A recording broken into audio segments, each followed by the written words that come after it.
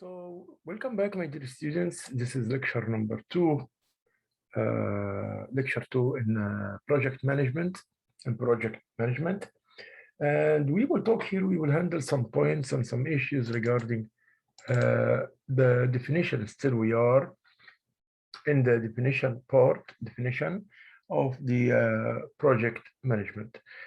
Still, I have here some also, let us have some slides that will show us what do we mean by the project again.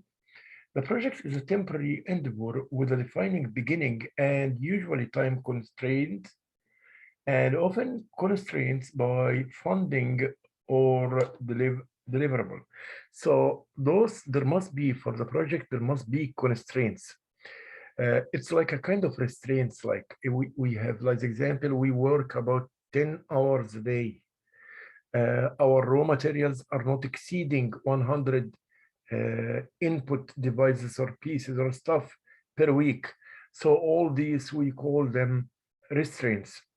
Undertaken to meet unique goal and objective, typically to bring about beneficial change or added value. So this is the meaning of what we said before, the word project management. And we talk, if you remember, in the previous lecture also about the triangle of the project management triangle. We said it consists of the costs, the scope, and the time. Those were the quality of outcomes. We call they consist of the scope, the cost, and the time. We talk about the project life cycle, and we said it contains of 5 stages. Some books, they write them like around 4 stages. Some books, they write them in 3 stages, and other books write them in 5 stages.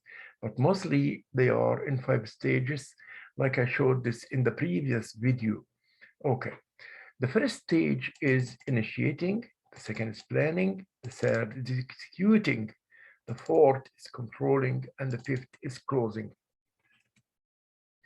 So in the initiation phase 1, we said we just like putting ideas or ideas about how the project will work, about how the contents of this project, what is able to be achieved or achievable from this project, and what is not able to be achieved from it. Those all we call them initiations. Okay, so what is the project aiming to achieve? Why it is important to achieve it? Who is going to be involved and what to his responsibilities, the people or the staff? And how and when it is all going to happen. So phase 1 is just the idea, the initiation, or just the planning for having a project. Phase 1 POD project initiations documents. There should be a documentary system for this phase. Yes, there will be a documentary system for this phase. Consists of the background, the objectives, the scope, the constraints, the assumptions, the risk, the deliverables, the investments, and the stakeholders.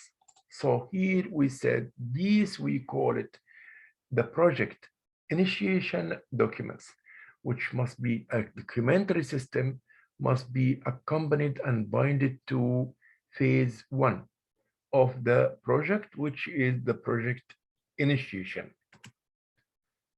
Phase 2 is the planning. Okay, now you moved from just some ideas you have in your brain and things that you say it might be achievable or might be not achievable. You moved into phase 2, where is the planning. Okay, in this stage, When should activities be done? By whom? In phase planning. What order should be used? Estimating durations and efforts. In stage planning or phase 2. Agreeing quality control activities. What about the quality? We said before that the quality is always in all the stages. We have the qualities in all the stages all way long. Calculating overall costs, producing project budget, assessing the risk, identifying management control points. So we have to answer the questions of where I want to go, how I will go there, when I will go there, why I am moving there. Who will do all this? Who will do all this?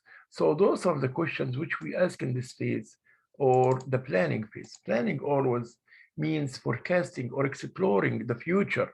So it means that I'm looking for what is going to happen, how I will do this, where I am, where I want to go, how I will go there, where I am, where I want to go, how I will go there. So those are the stages of the phase 2. The planning task here, the documentary, which I will use for the planning is Gantt chart. And Gantt chart, like we see, it's a sequential of phases. It's always a sequential of phases. As example, phase 1 will start from that day to that day, and it will end it after 5 days. Phase 2, it starts from the day 6 till the day 13. And within this phase, there is also additional phases that can happen in the same time simultaneously. Within this phase, as example, if I'm building a house, then I finish the first ground floor and I finish the seal, so I can put the windows, I can do the carpentry, I can do also the tiling. The person who will tile the floor will not affect the work of the the plumber who will do the plumbing work, the taps, the kitchen taps, and this and that. And in the same time, they will not affect about the person who is painting the walls. So every one of them can do his work while the other is working as well. That's what we call it. They are together. They can be done in this same phase. So like we see here, there's 2 lines within the second 3, and this is the first, second. This is an activity. This is an activity. This also a third activity, which can be done all in phase 2. Phase 3, as you can see, there is 1 activity, 2, 3, 4, 5 phases can be done. 1, 2, 3, 4, 5 phases can be done. 5 process or 5 activities can be done within phase 3. Yes, and in the same time, we have also 1, 2, 3, 4, 5. Yes, 5 phases can be done. But the last phase here is phase 4. This will wait till phase 3 is done. Till phase 3 is done. So this simply is called Gantt chart, and it shows me the flow of the activities within the time period of the whole project. And it also determined for me the start time of the project and the end time of the project. Planning, evaluating risk. Still in stage 2, we have to plan or evaluate the risk. Identifying what is the meaning of risk. What do we mean by the word risk? What is the probability of the risk happening? Like I said, as example, 20% there might be volcano, 30% there might be earthquake, 40% there might be tsunami, 10% there might be a hurricane. So whenever there is risk, we have to evaluate the risk. And risk always accompanied with what we call probability distribution. Probability distribution, we put a distribution for the risk. As example, things which you are very quite sure of, we say complete certainty. And this is 100% you know, and the knowledge. On the other side, incomplete certainty, which is zero knowledge. You don't know anything about the data of and the information that will help in making a decision. In between them comes the risk part. On the risk part, we find that we will give a probability distribution like 90%. I'm quite sure 90% that I will have inflow or cash flow of 10,000 profit this year, and so on. So what's the probability of the risk happening? Is the risk low risk or high risk? So low, I will give it rank 1, and high risk, I will give it rank 5. So low, then after that, approximately low, then it will be 2, then mild 3, then slight high 4, then high 5, then also I can do very high 6, and so on. So I will ratificate or arrange the risk based on my estimations to the risk in the environment which the business is running. So I will give a classified, and I will give an estimate for the risk, start with 1 and end with 5. Okay. What is the impact if the risk happens? Okay. The impact, what will be the effect of the hurricane on my building? What will be the effect of the volcano on my building? What will happen then? Okay. If it will be very low effect, it will not do anything, just some air and they will pass, then I will give it 1. If it is more affecting, causing damages, breaking the glass, breaking the windows of the building, and so on, I will give it 2. If it was very strong to the limit that it might break some parts of the building, then I will give it 3. If it was a earthquake, as example, and there is a chance like it will come up very severe earthquake, and it will cause damages in the construction, the basics, or the ground floor, or the structure of the building, then I will give it 5. Based on my estimation to the amount of the risk, I will give a rank from 1 to 5. What is the product of the probability by the impact? So I will say I have a probability of risk here and the impact of risk here. Then I will get the outcome of them when I multiply the probability by the impact. So here will be, as example, if the risk was low 1 and the effect was 2, then 1 by 2 times 1 times 2, 1 times 2 will give me 2. So I will multiply the probability of the risk by the impact of the risk. Probability times impact. Okay. And of course, we give the numbers. We have numbers from 1 to 9. If it is from 1 to 9, the outcome of this, as example, low risk, low probability, and low impact, then 1 times 1 will give me 1. Then this will be a green color.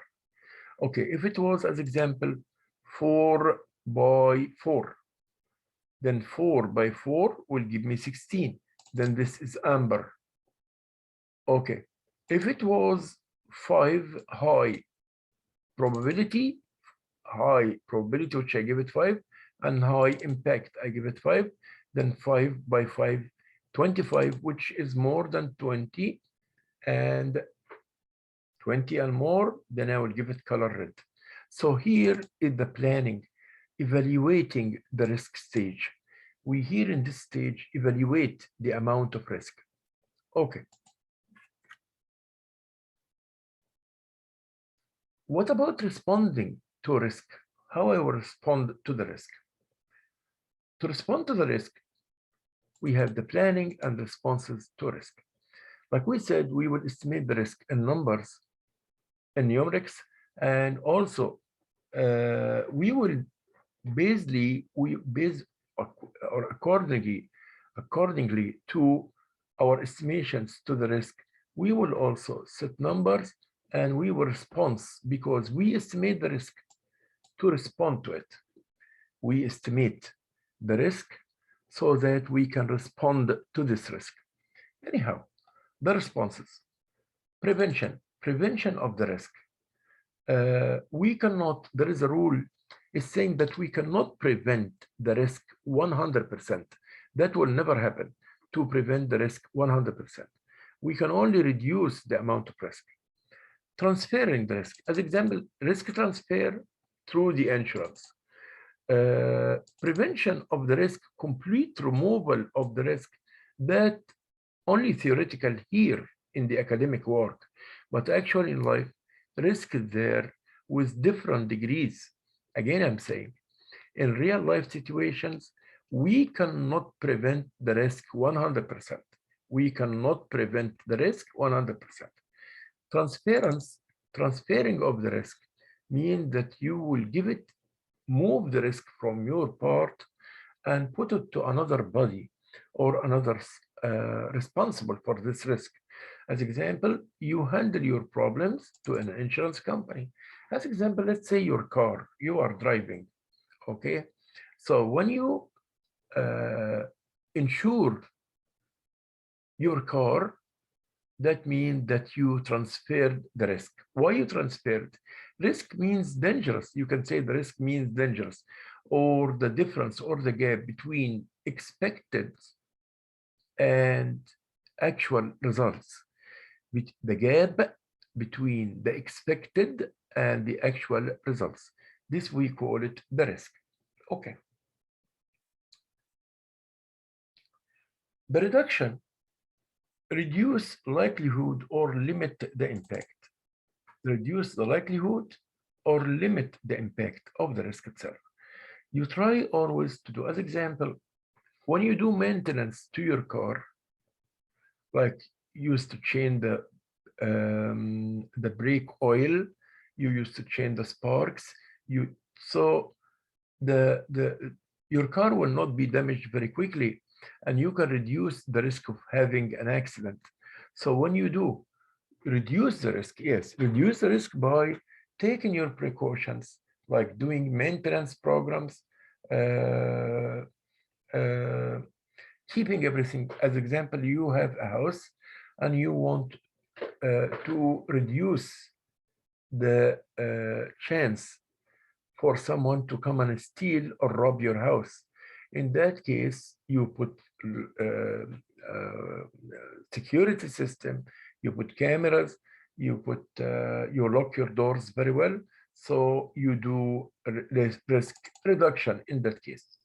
Contingency, action plan if risk happened. Contingency means what if analysis. Contingency means what if analysis. Okay, what if the risk happened? What I will do in that case? Action planned if risk happened. Okay, acceptance, tolerate the risk, perhaps because of cost rate or because likelihood and impact are low. So those are also accept the risk because you believe that whatever you do, still there is risk. And you cannot control the risk 100%, but there is an acceptable amount of risk, then you can work on it. Okay, you cannot stop the air from flowing, so you will accept the limit of air that will not make dangerous to your own building or whatever in that case. So you will tolerate it through paying more costs or deal with the risk in that case. But you will not prevent it like what we did here. And actually accepting risk acceptance is one of the major ways the projects always work with the risk. Stage 3 is the execution. Managing a project is about making things happening. Yes, the project management must Ensure that the project resources are focused upon delivery of the expected outcomes. Keep risk under control. Keep the business case PID under review. This is the execution, what stage which we are talking about. Carefully monitor any movement away from the project scope and outcomes. So like we are monitoring also, everything is in order or no. Why the execution? What does this really mean, the word execution? Once everything is stable and in the work is determined, then you will have staff or team to do the job. So there must be a team and there must be a team leader.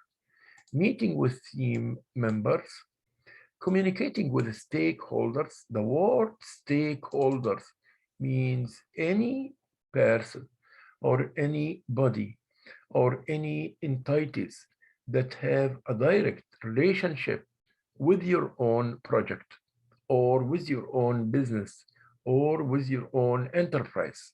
This is the meaning of the word stakeholders. Firefighting, yes, because you start already to work, you have to reduce the risk by taking all the precautions for a safe environment.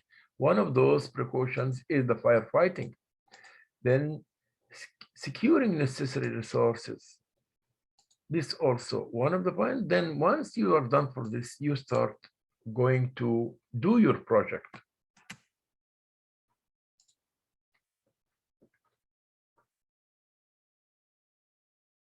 So we have in the execution stage, single consolidated to-do list, switch of the yellow envelope.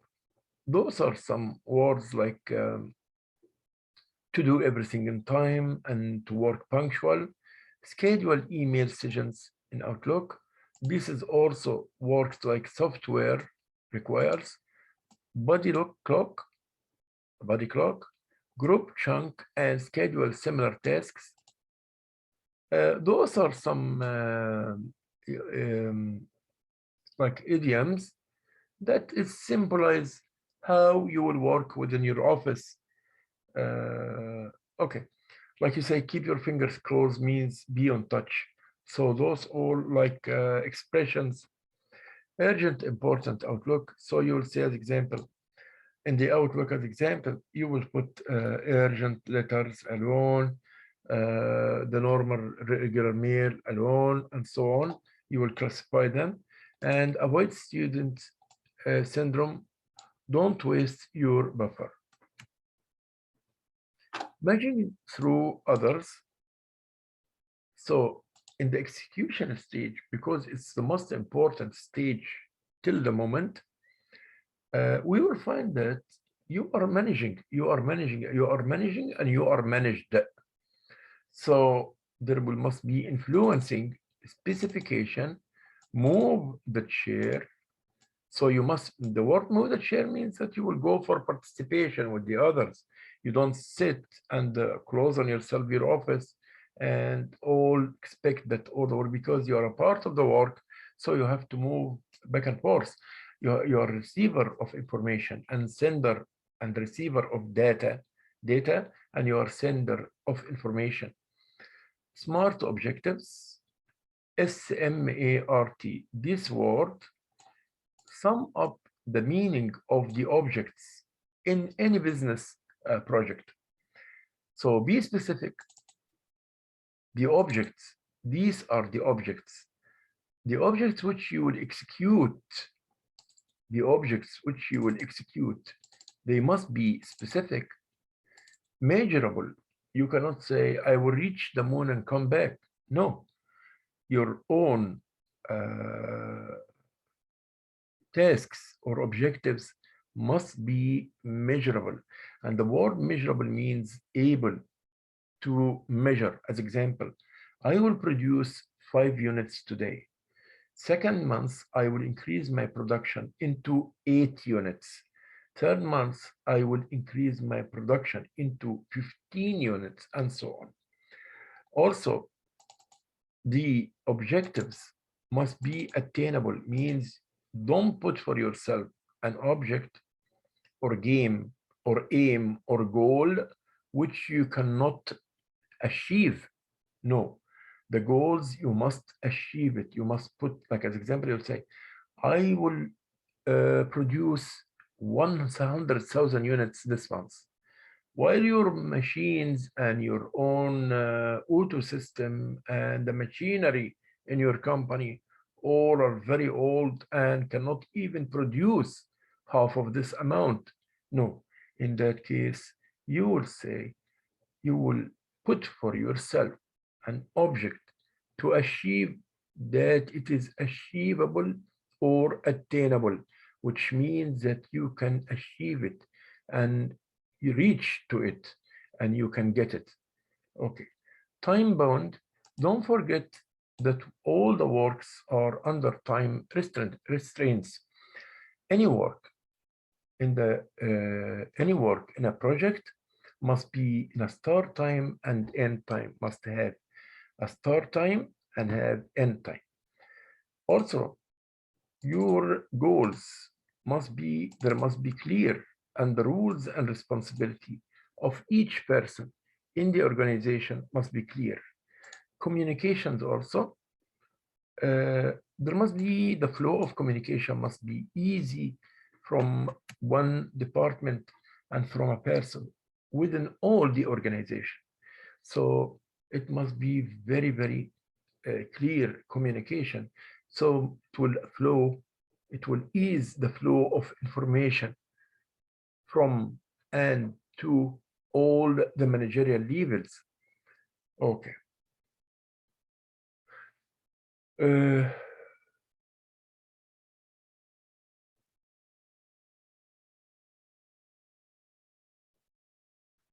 Okay.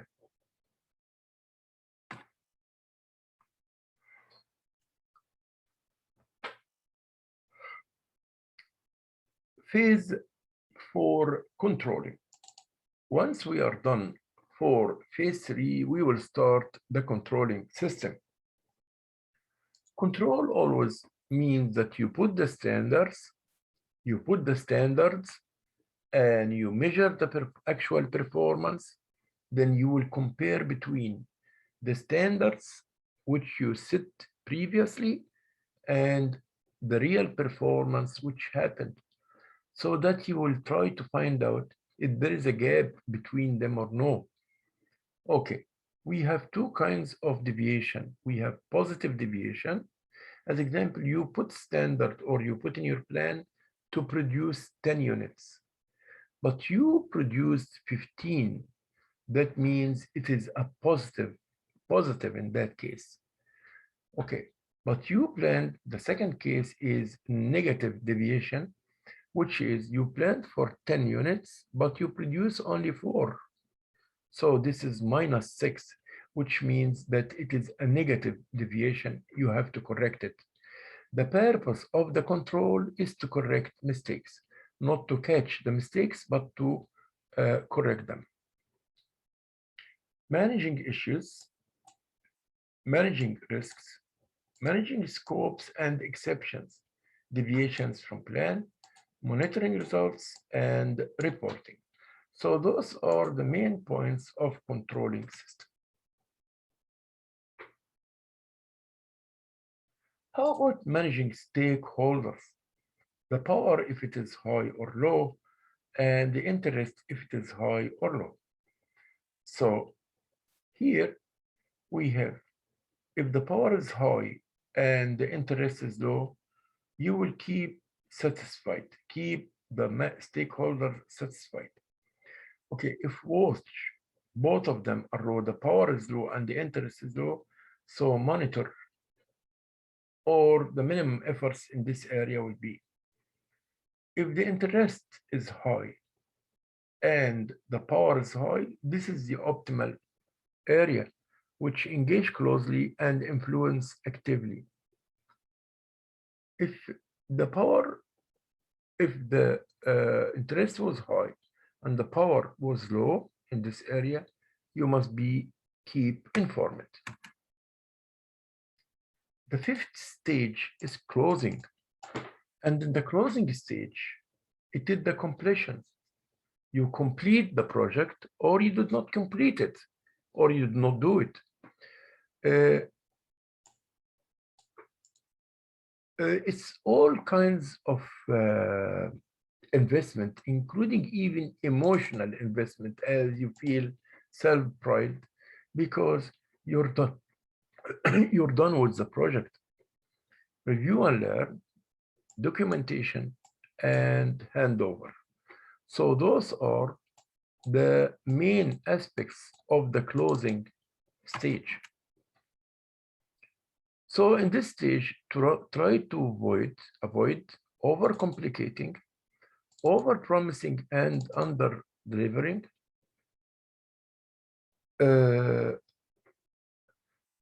Also, non-contingency, by other meaning, you have to be aware of the risk around you and to respond to any case, or always practice what if analysis. If this happened, what I will do? This you should do like this. You should do like this. Bad news late. Closing over the planning stage. Assumptions around the people's level of understanding by in communication. Okay. You will hear also some terminologies, and we will talk about them in the upcoming lectures, particularly about the Six Sigma and the waterfall and agile. Those are very important terminologies that we will handle within the next lecture. Shall keep you safe. Thank you so much.